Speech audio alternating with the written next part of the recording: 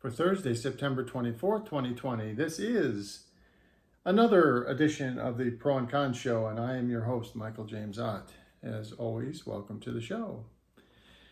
So, always a little bit of a foreword, and I apologize for folks that watch multiple of my shows, but hey, this is important, okay? And if you aren't talking to your neighbors and friends about this, then I'm going to keep mentioning it.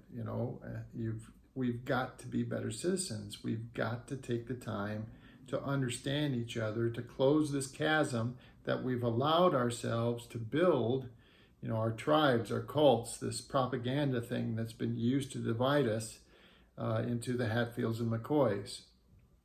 And what that does, we're not focused on the facts, which is the who, the what, the where, and the when.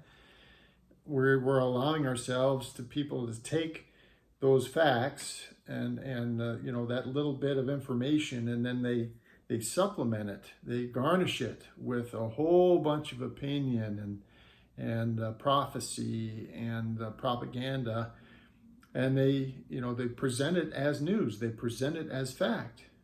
And unfortunately, there's a lot of us in this country that aren't standing back and saying, wait a second. I just watched a panel of 5 people talk about how the hurricane hitting Louisiana is going to affect the election. That's not news. That is commentary. That is talk radio or talk television or whatever.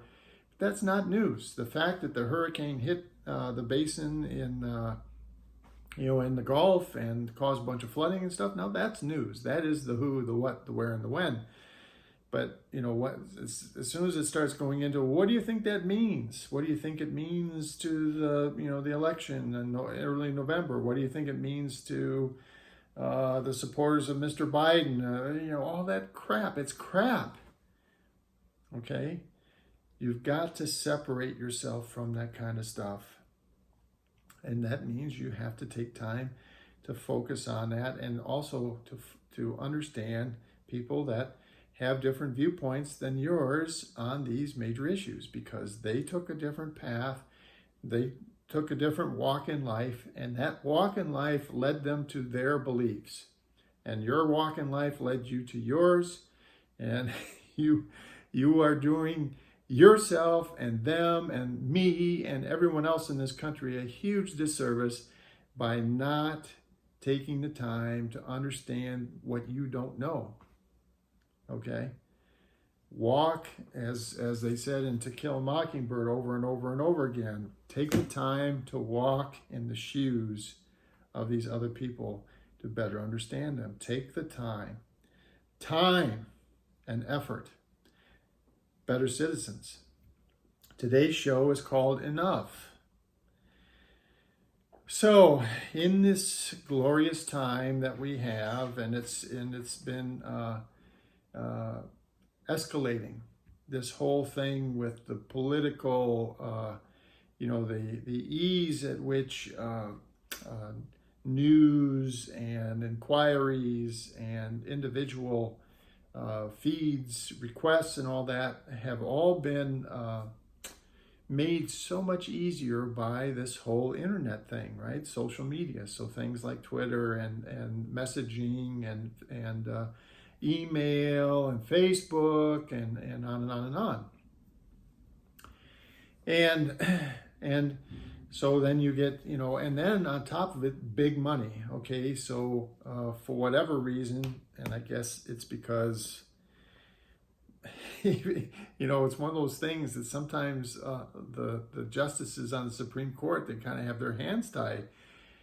It was not that many years ago, and there was these cases that came before the Supreme Court, and the Supreme Court basically looked at the law, looked at the Constitution, and said, yeah, people spending money on an election, there's nothing in the Constitution that precludes it. And so if they want to spend a bunch of money and make a bunch of commercials and put those on broadcast television or whatever, or put versions of them into social media or whatever, that's free speech. And there's nothing constitutionally that would prevent it. So what that meant was, all of a sudden now we've got these, massive amounts of money that are in our election system and generating, thousands and thousands and thousands of hours of attack ads on television and back and forth and Facebook and internet, and Instagram and Twitter and on and on and on. And again, it's all the two political parties and us versus them. That's the messaging, the propaganda. It's all intended to drive us into these two different tribes, and then try to win the hearts and minds of a few people that won't, put themselves into a tribe. And anyway, today's show is called Enough. Enough. So one of the things I talk about repeatedly, and in fact, when I first started, talking about this election in 2020 and trying to do something about it, and the future beyond that as well, but the most immediate one was the 2020 election, is to get all the money out of it.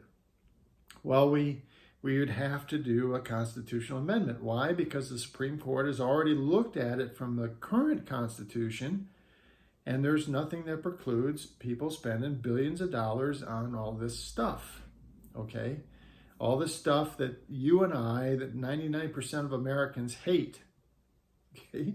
There's nothing that stops it, and it's just going to keep getting worse until you and I say that's enough. It's enough, enough, enough, enough, enough, enough. Okay? And I wanted to show you one particular example. Where is it? It was just here. Okay. Well, I guess I'll open it up again. Come on. Here we go. So, one of the things, and I've mentioned this in the past, okay, so I've been, and again, nothing to do with the politics, nothing to do with conservative versus liberal or anything like that. I have been working to try to convince people to not vote for Mr. Trump because of his significant, horrific, in fact, personality/mental issues that should have precluded him from being president of the United States. But again, the Constitution of the United States had nothing in it, and still to this day has nothing in it about, the mental capacity or the mental capability of, or the personality or anything like that about the executive branch or Congress for that matter, or anything else in government. And so, while I've been working against Mr. Trump over and over and over again, so far unsuccessfully on a grand scale, but hopefully some success somewhere. I am a demographic. I am nearly 60 years old. I'm a white male. So hey, in theory, I'm supposed to be a big Trump supporter, and they have been ratcheting up these emails to me. Even though when I respond to them, like they'll have me take a survey, and I'll send in these blistering comments about Mr. Trump and his mental incapacity and his horrific behaviors and stuff like that, and I would blast him. And yet the emails come even more furiously. And just to give you a feel for this, this is just yesterday or the day before, I took a screenshot of my inbox on my phone, and I get emails from the Trump campaign. For example, this particular day, I got one at 6:46 a.m. I got one 11 minutes later, 6:57 a.m. And I got another one 4 minutes after that at 7:01 a.m. And I didn't, because I'm not able to really show you, but there are many times where if I don't look at my inbox in my email for, say, 4 or 5 hours, I will have 40 emails from the Trump campaign. 40, 10 an hour. What is that? Every 5 to 10 minutes? Enough. Enough. Enough.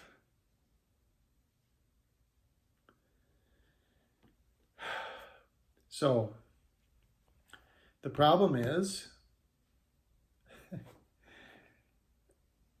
there's no way to prevent this kind of stuff without a constitutional amendment. We have to fix our election system.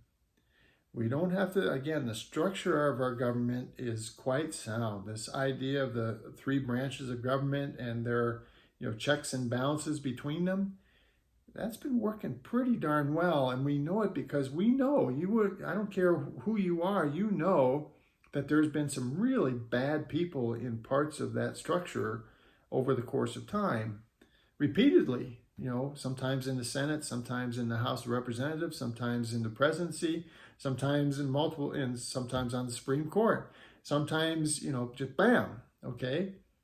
But the structure, because of the balance and the checks and balances of the structure is brilliant. The problem is that we're doing, it's hard to even imagine how we could be doing a worse job putting people into that structure, finding the right people to put in the structure. That's the right way to say it, okay? And we've got to do it. We've got to amend the Constitution with a specific way of finding much better candidates to put into that structure. And I'm all for, if anyone out there has some better suggestions, you can comment on this either on Facebook or YouTube and tell me, well, here's a better idea. But based on a collection of talking to people that I know, friends, relatives, neighbors, and stuff like that, the best that consortium has come up with is this idea of the citizen statesman, where it's a version of basically jury duty, and you go and you serve the people of the United States. You take a government position because basically we select you. And so, yeah, there's going to be a lot of people in government that aren't all that, they didn't want to be there. But just like conscripts in the military or people that are on jury duty, you realize that this is the responsible cost, the responsibility of us. A small percentage of us have to serve each other. So I was in the United States Navy, and if we're going to protect this country and the ideals that have been kind of tarnished here of late, but those ideals are still there. If we're going to protect those and protect those for us and hopefully people around the world, because this is one globe, we're all, in the end we're one big family, one big house. We, need to protect these ideals and the structure that supports them, and hence people like me. And it's not a huge percentage of the population. We, volunteer to go in harm's way to protect those ideals. And this thing with the citizen statesman would be the same thing. You would ultimately say, okay, I need to go serve as a representative for 2 or 3 years or whatever, or serve as the president. And I am reluctant to do that. I don't, in the end, whoever would be selected might say, I do not feel good. And by the way, that's exactly who we need. That is exactly who we need. We need reluctant servants instead of people who would be king. But this is only going to get worse, ladies and gentlemen. The attack ads, the constant drumbeat of emails and Twitter, it's just going to get worse until you and I say we've had enough. For the Pro and Con Show, my name is Michael James Ott, and until the next show, bye for now.